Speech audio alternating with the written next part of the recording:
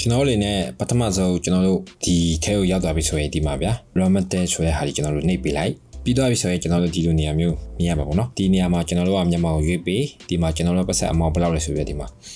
ထည့်ပြီးပေါ့နော်ဒီမှာထည့်ပြီးကဲကျွန်တော်တို့ဘန်အကောင့်မကြွရသေးဘူးဆိုရင်တော့ကျွန်တော်ဒီအဆင့်ပြီးသွားပြီဆိုရင်တော့နောက်တစ်ဆင့်မှာတို့ဘန်အကောင့်တောက်တော့ပေါ့နော်ပြီးသွားရင်ဒီမှာကျွန်တော်တို့ e-wallet ကိုနှိပ်ပြီးတော့ဒီမှာနှိပ်ဆိုတဲ့ဟာကြီးကျွန်တော်တို့နှိပ်ပေးလိုက်ဗျာကဲကျွန်တော်တို့ဘန်အကောင့်မထည့်ရသေးတဲ့လူတွေတွေ့တော့ဒီနေရာမှာဘန်ကောက်ဆိုပြီးတောက်တယ်ဗျာအဲ့တော့ကျွန်တော်ဒီမှာဒါလေးအမှတ်ချစ်ပြီးတော့ဒါလေးနေပေးလိုက်ပြီဆိုရင်ရပြီပြီးရင်နောက်တစ်ချက်မှာတော့ကျွန်တော်တို့ねဘန်ကောက်ပေးရတယ်အခုတော့ကျွန်တော်ဘန်ကောက်ထည့်ထားပြီးသားဖြစ်တွေ့ကြမလို့ကျွန်တော်လည်းပေးတယ်မလို့တော့ပေါ့နော်ပြီးတော့ဒီနေရာမှာကျွန်တော်တို့ရဲ့ KP ကိုလွှဲမဲ့ KP ရဲ့ဖုန်းနံပါတ်ပေါ့နော်ဒါကျွန်တော်ရွေးထားတဲ့အတိုင်းမျိုးရွေးလို့ရတယ်ဒါပေမဲ့ဒီနေရာမှာကျွန်တော်တို့လည်းဘာတက်ဆိုင်လဲဆိုတော့တိတိကျကျထည့်ပေးဖို့လိုအပ်ပါတယ်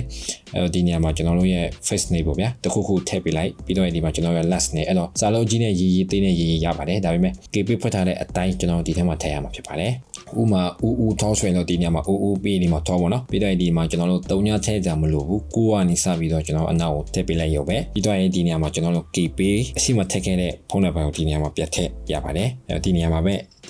ပြတ်ထည့်ပေးပေါ့နော်ပြီးတော့ကျွန်တော်တို့ next ပဲနေလိုက်ဒါတော့အခုဒီမှာကျွန်တော်ထည့်ပြထားတဲ့အတိုင်းပေါ့နော်ကိုကနေပဲစထည့်ပြီးရင် next နေပြီးရင်ဒီမှာကျွန်တော်ရွေးထားတာတော့ personal CV ရဲ့ salary လေးရပေါ့နော်ကဲပြီးကျွန်တော်တို့ကတယောက်ကိုကူညီပြီးလွှဲပေးတဲ့ဆိုရင်ဒီအောက်မှာကျွန်တော်တို့ဒါလေးရွေးပေးဖို့လိုတယ်ကဲကိုပဲ personal ပေါ့နော်ကျွန်တော်လွှဲတယ်တခြားကောက်ကျွန်တော်လည်းမိသားစုဝင်ဖြည့်တွေ့ကြမလို့ကျွန်တော်ပဲထည့်လိုက်တယ်ပြီးရင်ဒီမှာတော့ကိုကဘယ်ရတဲ့ personal ဆိုတာဒီမှာကျွန်တော်တို့ ਨੇ ကန့်ညီတဲ့ဟာကိုထည့်ပေးဖို့လိုအပ်ပါတယ်ပြီးတော့ဒီမှာ continue ပဲနေပေးလိုက်ပေါ့နော်ပြီးတော့ဒီမှာဒီလိုမျိုးအနေထားမျိုးရပါပြီပြီးတော့ဒီမှာဒီလိုမျိုးအနေထားရမှာပေါ့နော်အခုကျွန်တော်ဖုန်းထားတဲ့နေရာမှာတော့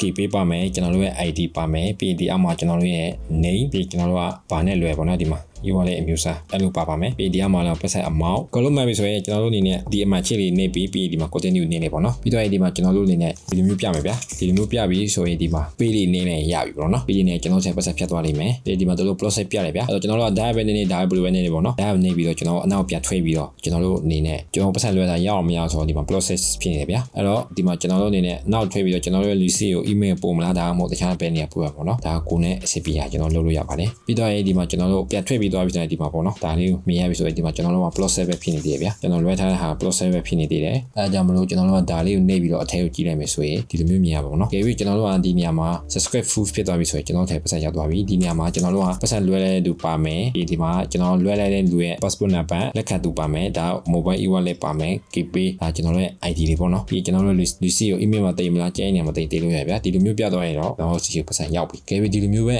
ပေါ်နေတော့ process ပဲပေါ်နေတော့ဆိုရင်တော့မရောက်သေးဘူးပေါ့နော်ဒါလေးပဲprocess ပြပြီးချင်းကျွန်တော်တို့9မိနစ်တော့ကျွန်တော်ဝယ်တာဖြစ်တွေ့ကြမလို့အရင်စစ်ပူကြမလို့ပါဘူးဒါပေမဲ့ပထမဆုံးလွှဲမယ်ဆိုရင်တော့ကျွန်တော်အနေနဲ့အနည်းဆုံး1000အောက်ပဲအရင်လွှဲပြီးတော့ရောက်မှထပ်လွှဲဖို့ပြောချင်ပါတယ်သူတပြည့်ငွေလွှဲလုံးမယ်ဆိုရင်တော့ကျွန်တော်အနေနဲ့အားမပြီးဘူးပေါ့နော်ငွေလွှဲလုံးမယ်ဆိုရင်ကျွန်တော်တို့ဒီနေ့ကမှဘဏ်အကောင့်တစ်ခုဖွင့်ပြီးငွေလွှဲလောက်တာပို့ပြီးတော့အဆင်ပြေနိုင်ပါတယ်အားလုံးစစ်ပြကြပါသေးဗျာ